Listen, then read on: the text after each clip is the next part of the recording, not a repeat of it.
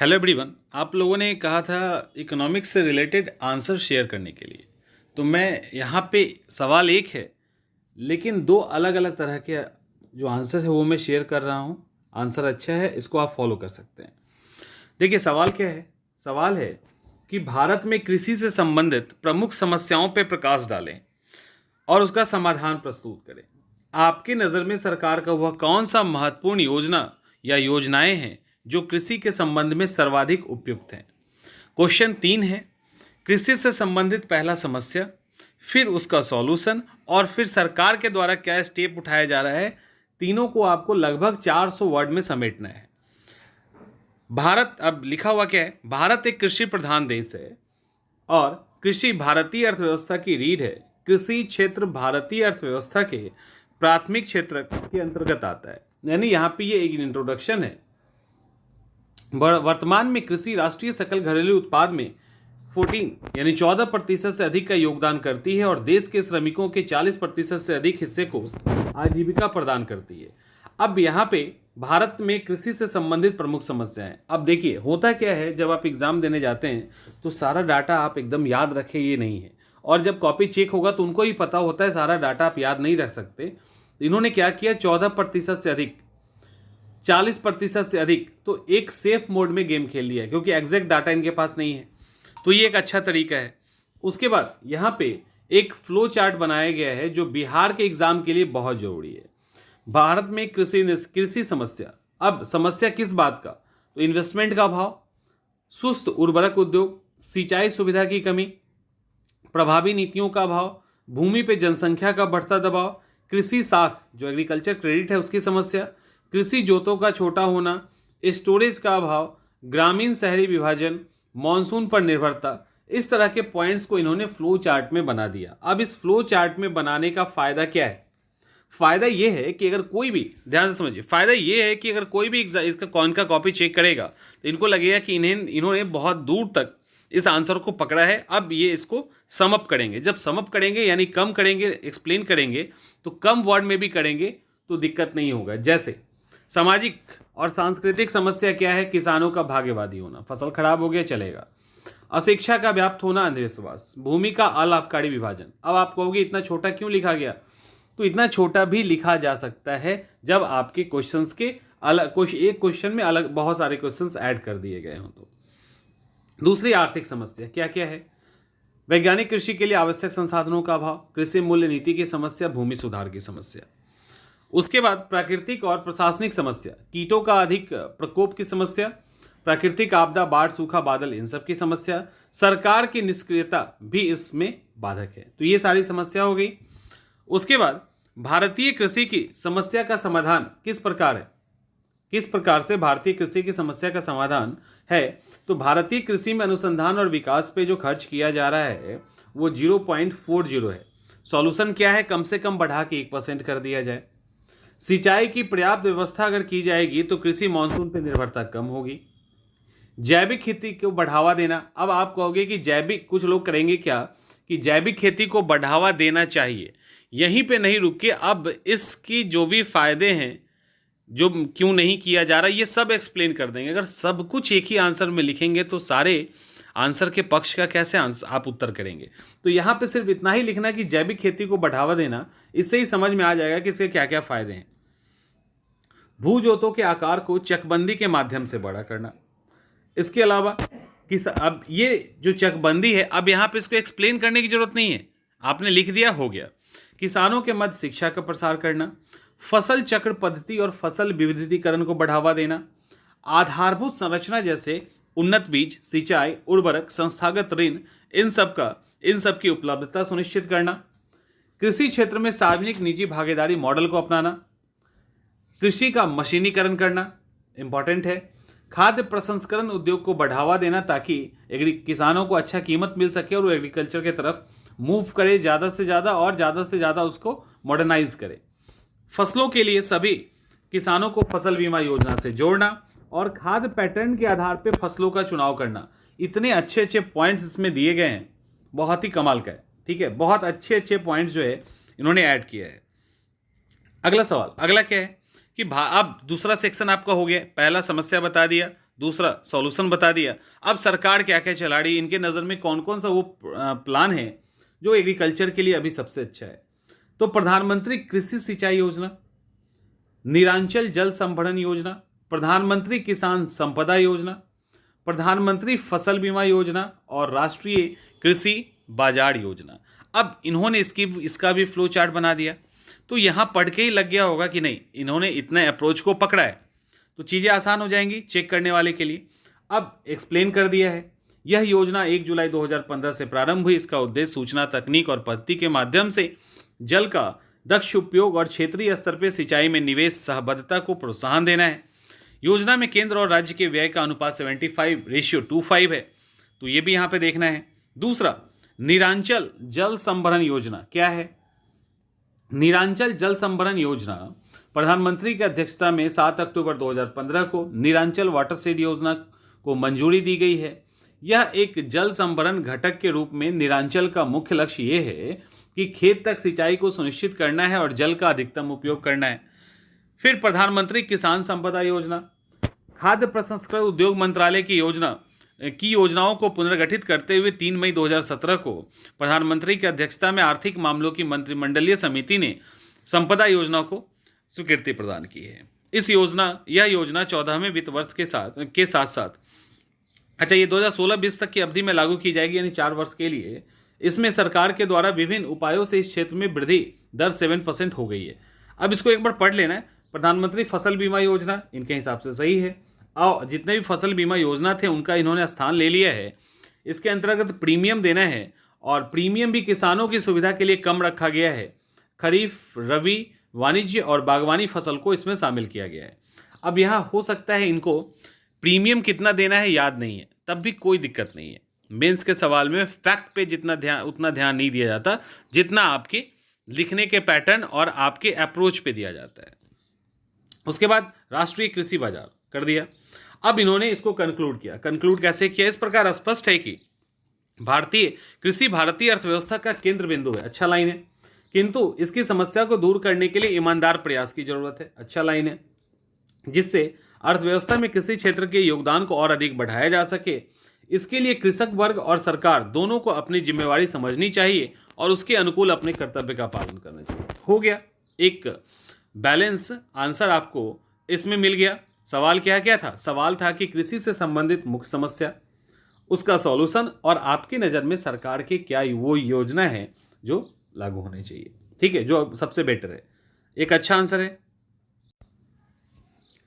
एक और आंसर को लेते हैं इसी सेम सवाल पे। इसके लिखने का तरीका अलग है। आप देखो क्या है। भारत में कृषि से संबंधित प्रमुख समस्या पर प्रकाश डालें, समाधान करें, और सरकार के द्वारा आपके नज़र में कौन सी योजना है जो कृषि के लिए सबसे उपयुक्त है। यहाँ पे इंट्रोडक्शन देखिए अलग होगा क्योंकि स्टूडेंट अलग है। कृषि संपूर्ण राष्ट्र को प्रभावित करती है। भारतीय अर्थव्यवस्था में देश की रीढ़ माने जाने वाली भारतीय कृषि प्रगति के सुनहरे अतीत से लेकर वर्तमान तक देश की अर्थव्यवस्था में सदैव ही महत्वपूर्ण भूमिका निभाता रहा है। कितना शानदार लाइन है। इंट्रोडक्शन के लिए एक बेहतरीन लाइन। स्वतंत्रता प्राप्ति के दशकों बाद कृषि का उत्पादन कई गुना बढ़ चुका है, परंतु इस क्षेत्र में चुनौतियां अभी भी विद्यमान है। एकदम बेहतरीन लाइन इंट्रोडक्शन के लिए, जिससे सरकार विभिन्न प्रभावी योजनाओं के माध्यम से निपटने का प्रयास कर रही है। इन्होंने कृषि का इंपॉर्टेंस भी बता दिया, समस्या भी बता दिया, और सरकार क्या कर रही है यह भी बता दिया, और इसी तीनों को आगे ये एक्सप्लेन भी करेंगे। वर्ष 2011 में कृषि जनगणना के अनुसार देश की कुल जनसंख्या का 61.5% हिस्सा ग्रामीण भारत में निवास करता है, जो एग्रीकल्चर पे डिपेंडेंट है। वर्तमान में भारतीय आबादी का एक बड़ा हिस्सा प्रत्यक्ष और अप्रत्यक्ष रूप से, देखो वर्ड भी मायने रखता है, पढ़ने में अच्छा लगता है, प्रत्यक्ष और अप्रत्यक्ष रूप से अन्य क्षेत्रों की तुलना में रोजगार अवसरों के लिए कृषि क्षेत्र पर अधिक निर्भर है। आर्थिक सर्वेक्षण के 2019-20 के आंकड़े के अनुसार देश के चालू कीमत पे सकल मूल्य वर्धन में कृषि क्षेत्र का हिस्सा वर्ष 2014-15 से में के 18.2% से गिरकर 2019-20 में 16.5% हो गया है। अब इन्होंने क्या किया? इकोनॉमिक सर्वे को कोट कर दिया। कोई नहीं काट सकता है क्योंकि इकोनॉमिक सर्वे का डाटा है। भारत में उद्योग, सेवा इत्यादि क्षेत्र में आई वृद्धि तो दिखता है, परंतु इस क्षेत्र परंतु यह इस बात की ओर इशारा करता है कि लोगों का विश्वास कृषि से उठ रहा है। ये एक अच्छा लाइन नहीं है, तब भी चलेगा, जिसकी मुख्य वजह कृषि क्षेत्र में होने वाली समस्याएं हैं। क्या क्या समस्या है? जनसंख्या का दबाव, मानसून पे निर्भरता, अल्प पूंजी उधार यानी क्रेडिट वाली बात, कृषि जोतों का छोटा होना, परंपरागत कृषि का तरीका, मशीनीकरण का अभाव, अशिक्षा, मिट्टी की प्रकृति। तो इन्होंने अपने जो समस्या है उसको यहाँ पे डिटेल में ब्रीफ कर दिया है एक फ्लो चार्ट के जरिए। तो जो चेक करेंगे उनको उनके लिए आसानी हो जाएगा। अब इन्होंने क्या लिखा है? इन्होंने लिखा है परंपरागत कृषि का तरीका। हमारे कृषक आज भी निरंतर, अब इसके पहले जो मैंने आपको दिया था उसमें सिर्फ पॉइंट एक्सप्लेन कर दिया गया था, इसमें पॉइंट की जगह इन्होंने जो मतलब पॉइंट उसमें ज़्यादा बना के एक्सप्लेन किया गया था, इसमें पॉइंट कम है, उसको डिटेल में एक्सप्लेन किया गया है, तो डेफिनेटली कहीं ना कहीं पॉइंट तो कमेगा। परंपरागत कृषि का तरीका, हमारे कृषक आज भी निरंतर कृषि की परंपरागत तकनीक का निर्वाह करते हैं। वित्तीय बाधाएं लघु एवं सीमांत कृषकों को उत्पादकता और उत्पादन में वृद्धि करने हेतु खेती की आधुनिक पद्धति को अपनाने से रोकते हैं। उसके बाद विपणन और भंडारण व्यवस्था भी भारतीय कृषि के समस्याओं का बखान करती है। एक मिनट इसको, तो भारतीय कृषि की समस्या का बखान जो है वो करती है। कृषि जोतों का छोटा होना, अब यहाँ पे दूसरा पॉइंट है, कृषि क्षेत्र में 2 हेक्टेयर से कम आकार वाले जोत बहुत ज़्यादा हैं। ऐसी जोत में आधुनिक कृषि पद्धति को अंगीकार नहीं किया जा सकता है। ठीक है। अल्प पूंजी उधार यानी आधार, अधिकांश कृषक के पास पूंजी का अभाव है, जिसके कारण आधुनिक तकनीक के लाभों को नहीं उठा पाते हैं। मॉनसून पर निर्भरता, भारतीय कृषि उत्पादन मॉनसून के प्रति अति संवेदनशील है। बृहद सिंचाई सुविधाओं पर अत्यधिक बल देने तथा लघु सिंचाई सुविधाओं के कारण मॉनसून के प्रति यहाँ पे थोड़ा सा के प्रति डबल रिपीट हो गया है, कृषि क्षेत्र में निर्भरता बढ़ी है, डबल रिपीट नहीं करना है। जनसंख्या दबाव, विगत 50 वर्षों में के दौरान हरित क्रांति के अपनाए जाने के बाद भारत में खाद्य उत्पादन 3.7% बढ़ा है, जबकि जनसंख्या में 2.55% की वृद्धि हुई है। लगातार बढ़ते जनसंख्याकी दबाव, कृषि में प्रच्छन्न रोजगार और वैकल्पिक उद्योग के लिए कृषि भूमि के रूपांतरण जैसे कारणों से औसत भूमि धारण में भारी कमी देखी गई है। पढ़ने में दिक्कत हो रहा है। चलिए फिर मिट्टी की प्रकृति, यानी भारत में अनेक प्रकार की मिट्टी पाई जाती है, सामान्यतः उर्वरक है, परंतु निरंतर कृषि के कारण इसकी उर्वरता में कमी आई है। कृषक में अशिक्षा, भारत में कृषकों की सबसे बड़ा वर्ग अशिक्षित है, जिससे सरकार के द्वारा चलाई जा रही विभिन्न योजनाओं का लाभ कृषकों को कम मिल पाता है। अधिकांश लाभ बिचौलिए उठा लेते हैं। कृषि में मशीनीकरण का अभाव, ठीक है, कृषि में मशीनीकरण स्तर कम होने से कृषि उत्पादकता में कमी होती है। सर्वेक्षण की इन्होंने आंकड़े पेश किए हैं कि 2019-20 की बात करें तो भारत में कृषि मशीनीकरण 40% ही है, जबकि ब्राजील में 75 और अमेरिका में 95 है। तो ये सारा है। अब इन्होंने लिखा है कृषि के क्षेत्र में आने वाली समस्या तथा कृषि से लोगों का उठता विश्वास भारत ही नहीं वरन बिहार में भी स्पष्ट रूप से देखी जा सकती है। अब चूंकि बीपीएससी का है तो इन्होंने बिहार को भी कोट कर लिया, ठीक है, अच्छा बात है, लेकिन ज़्यादा नहीं लिखना है इस पर। परंतु जहाँ समस्याएं हैं वहाँ समाधान भी है। जरूरत है विभिन्न विकल्पों को ढूंढते हुए समस्याओं का समाधान करना। कृषि क्षेत्र में आने वाली समस्याओं का समाधान इस रूप में किया जा सकता है, जैसे भू जोतों के आकार को चकबंदी के माध्यम से बड़ा करना, सिंचाई की पर्याप्त व्यवस्था कर भारतीय कृषि की मानसून पर निर्भरता को कम करना, फसल चक्र पद्धति तथा फसल विविधीकरण को बढ़ावा देना, जनसंख्या वृद्धि दर पर नियंत्रण ताकि कृषि पर दबाव कम हो सके, कृषि का मशीनीकरण करना, आधारभूत संरचना जैसे उन्नत बीज, सिंचाई, उर्वरक के विकास में सार्वजनिक निजी भागीदारी मॉडल को अपनाना, खाद्य प्रसंस्करण को बढ़ावा देना, कृषि व्यय और विकास चालकों के असमान मुद्दे को संबोधित किया जाना चाहिए, जैसे पशुधन और मत्स्य पालन के क्षेत्र में उच्च विकास के बावजूद भी इन क्षेत्रों पर किया जाने वाला व्यय अपेक्षाकृत कम है। कृषि पर भारत की निर्भरता और जलवायु प्रेरित आपदाओं को देखते हुए देश भर में भारतीय कृषि अनुसंधान परिषद की क्लाइमेट स्मार्ट विलेज की अवधारणा का क्रियान्वयन का विस्तार किया जाना चाहिए। एक अच्छा पॉइंट है। अब यहाँ पे ये है कि उपरोक्त विश्लेषण यह बताते हैं कि कृषि क्षेत्र में समस्याओं को दूर करने के लिए समाधानों का विकल्प तो मौजूद है। आवश्यकता है इन विकल्प के जमीनी स्तर पे क्रियान्वयन करने की, जिसके लिए भारत सरकार के साथ साथ बिहार सरकार के द्वारा भी योजनाएं की गई है। अब यहाँ पे एक्चुअली सरकार की योजनाएं थी, बट इन्होंने बिहार को भी ले लिया तो ठीक है, लिखा है इस पैटर्न पे ये अच्छा है। इस तरह से इन्होंने इसको डिफरेंस करते हुए लिख दिया, जैसे पीएम सिंचाई योजना के माध्यम से हर क्षेत्र तक पानी पहुंचाना, खाद्य प्रसंस्करण के विकास के लिए पीएम किसान संपदा योजना, कृषि विपणन के सुधार हेतु राष्ट्रीय कृषि बाजार योजना। अब जैसे इसके पहले आंसर में क्या था, पहले आंसर में समस्याओं को उन्होंने पॉइंट में लिख दिया, योजना को एक्सप्लेन कर दिया। इन्होंने समस्याओं को पॉइंट में लिखा, समस्याओं को एक्सप्लेन कर दिया, योजनाओं को पॉइंट में लिख दिया। और दोनों ही तरीका सही है, ऐसा नहीं कि कोई गलत है, एक सही है।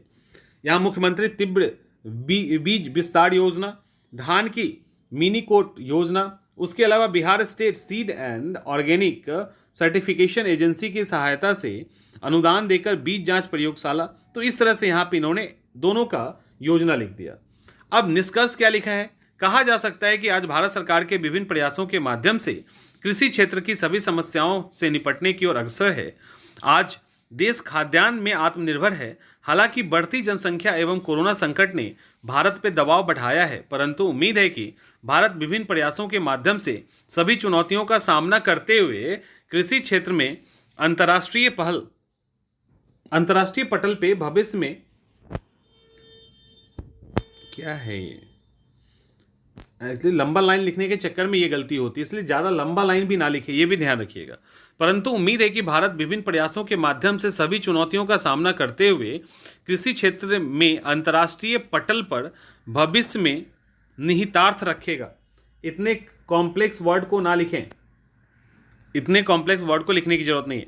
तो अभी आपने देखा कि दो अलग अलग आंसर, दोनों ही आंसर ठीक है, दोनों ही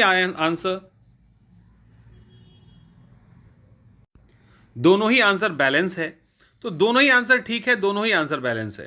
दोनों के लिखने का तरीका अलग है। एक ने समस्या को डिटेल में लिखा है तो योजना को पॉइंट फॉर्म में लिख दिया, दूसरे ने समस्या को पॉइंट फॉर्म में लिखा है, योजना को एक्सप्लेन कर दिया है। फ्लो चार्ट दोनों के अंदर है, तो ऑलमोस्ट दोनों ही आंसर ठीक है अपने अपने जगह पे। तो आप इनमें से किसी को भी फॉलो कर सकते हैं। इसी तरह के और भी आंसर हम आपके साथ शेयर करते रहेंगे।